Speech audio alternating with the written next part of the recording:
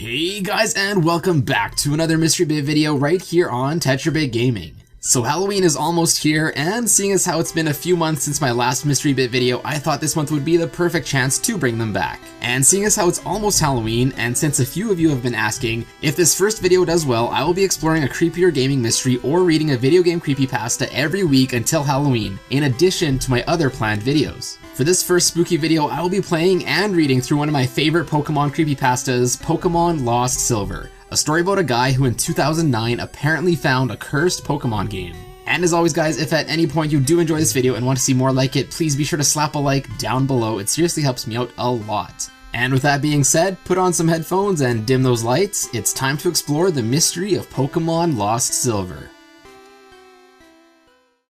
I am a simple college student living alone in an apartment. I was very enthusiastic about the release of Pokemon Heart Gold and Soul Silver here in the States. I've purposely locked myself out of all media and the internet aside for school purposes. That means no 4chan, no Reddit, and no YouTube. As I was pretty busy with the school year and being poor at the time, I wasn't able to buy Soul Silver on its launch. After my school year was done though, I ordered Soul Silver on Amazon. However, it was going to take a week for it to arrive. I decided that during that time, I could replay my Crystal version on my Game Boy Color. However, I realized that long ago my mom threw it away, because I told her the save went dead, and I was very upset about it then. She also threw away my Silver version, so all I have left is my Game Boy Color. As such, I set out to GameStop and bought a used copy of Pokemon Silver, as it was the only Pokemon game left that they had for the Game Boy Color. $10, so it was fairly cheap. I then went home and started up the game for a nostalgia trip. However, that's where things started getting a little bit bizarre. The Game Freak logo started up as normal, but then it just froze. At first I thought the cart was just having an error or something, so I turned it off and then back on. The same thing happened. I tried pressing A and start over and over, and then all of the other buttons. Eventually, the logo vanished, and there was a black screen for about 5 seconds. Suddenly, rather than going to the usual menu screen, I was already in the game, in a previously saved file, which was weird as I was expecting all these cards to have been wiped when they were traded into GameStop. Either way, I wasn't complaining, as I would have chosen the continue option to see what the previous guy did anyway. First off, I checked his trainer information. His name was just ...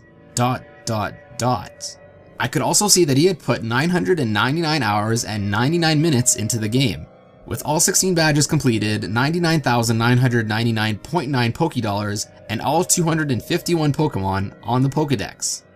Judging by these stats and the fact that he had caught Mew and Celebi, I'm guessing he probably used a Game Genie or Action Replay to get them. I was then curious to see what Pokemon he had in his party. To my surprise, I saw 5 unknowns and a 6th Pokemon named Hurry. I was thinking that this must have been some cruel joke by the person who played this game last, but I decided to check the profiles of these Pokemon anyway. As expected, they were different letters of unknown, all level 5. I was a little bit shaky with my unknown alphabet at the time, but I identified the word spelled out to be leave. As for the 6th Pokemon, it turned out to be a Cyndaquil. The Cyndaquil looked normal, but it was level 5 with only 1 HP left and only 2 attacks, Leer and Flash. I don't know why someone would name a Pokemon Hurry, but at the time I just ignored it. But the most eerie thing was that despite my volume being cranked to the max, none of the Pokemon he had their usual cries. Just pure silence. Having enough of the team, I closed it. I was parked at what appeared to be a room inside Bellsprout Tower.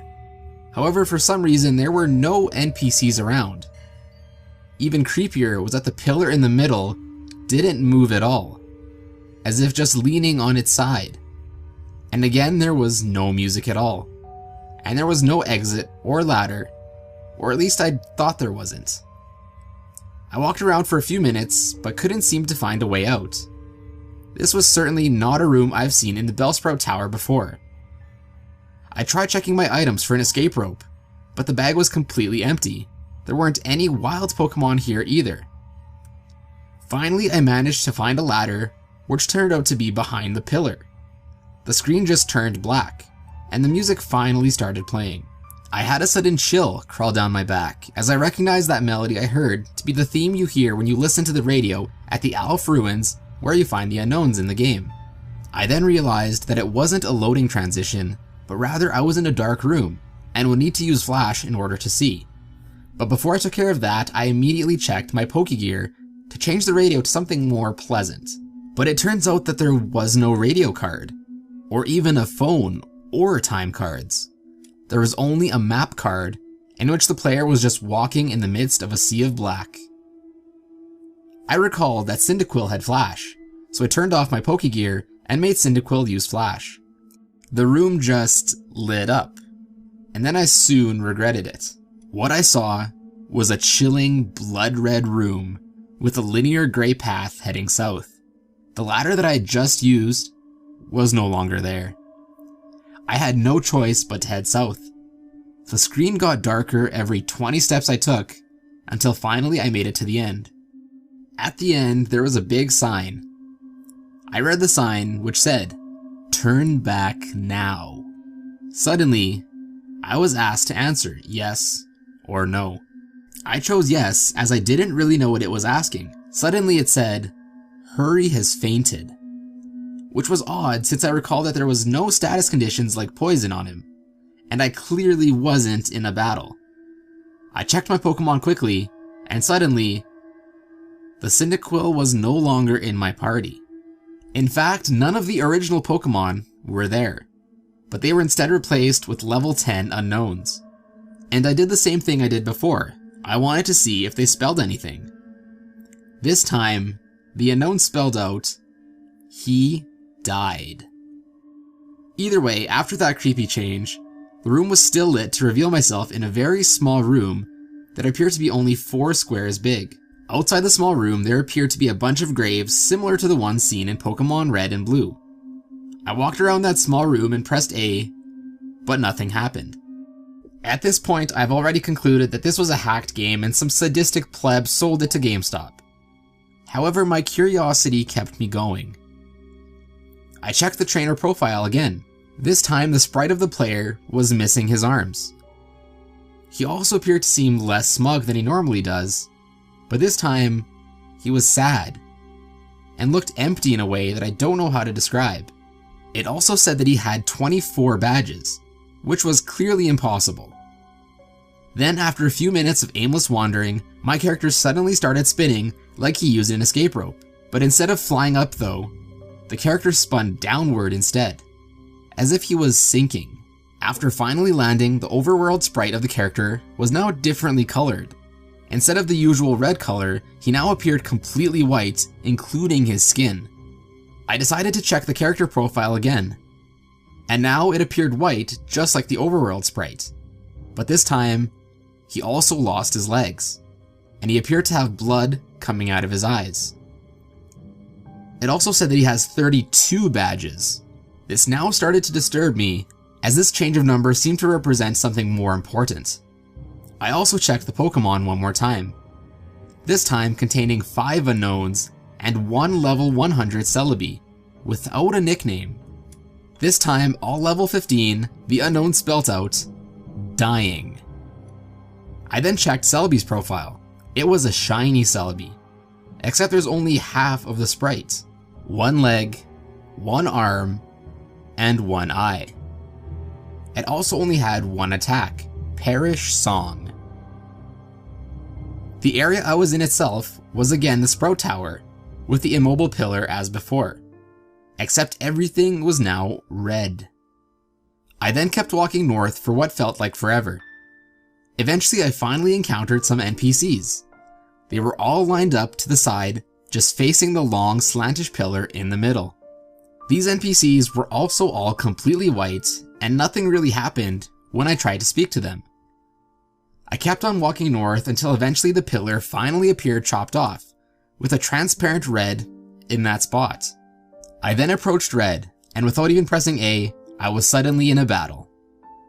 The music started up again, and it sounded like the unknown radio music, but this time being played backwards. My character's back sprite matched the one from the trainer info, with bloody eyes, white skin, and lack of arms. Red sprite, however, was the same as before, except more transparent. The text simply said, "Blank wants to battle," as if he had no name. And both of us only had one Pokemon each, which is weird as I swore I just counted 5 plus the Celebi. My shiny Celebi came out, conveniently with half a sprite for the back sprite too. Red had sent out a seemingly normal male Pikachu, except his was level 255 and his sprite seemed sad, and it looked like he had tears in his eyes. Rather than the usual fight, item, Pokemon, and run menu, I was only given the option to use attacks. Since Celebi only had the one, I chose it. Naturally, since Pikachu was level 255, he went first. Pikachu used Curse, lowering his speed and increasing his other stats. I'm not even sure if Pikachu can learn Curse. Celebi used Perish Song. In 3 turns, both Pokemon get knocked out. Not like I had a choice. At this point, it didn't even go back to the fight menu, as the battle just continued pretty much without my input. It was also weird to note that there were no animations for either Pokemon for some reason. Pikachu used Frustration, which did a lot of damage, knocking Celebi down to less than 10 HP. Celebi used Pain Split, which surprised me as Celebi didn't even have that attack in the first place. Now Celebi and Pikachu have about 150 health points each. Pikachu used Mean Look. Not like it did anything. As expected, due to the effects of Perish Song, my Celebi had fainted. Except in the text, it said, Celebi had died. And instead of the ordinary drop-off screen animation, the Celebi back sprite just vanished. For some reason, the Pikachu was still up, even with Perish Song being used. And it didn't count as a loss. Pikachu used one more different attack beyond the 5 attack limit. Pikachu used Destiny Bond. Then it said, Pikachu has died, with a slow fade out animation. And apparently I was the winner, as the transparent red sprite showed up and said, nothing. At this point, I just freaked out, as that transparent red sprite was suddenly beheaded, leaving nothing but his transparent body. At that point, the battle had ended and faded out along with the music. I was back in the overworld, along with another change to my sprite. He was now transparent, just like Red was.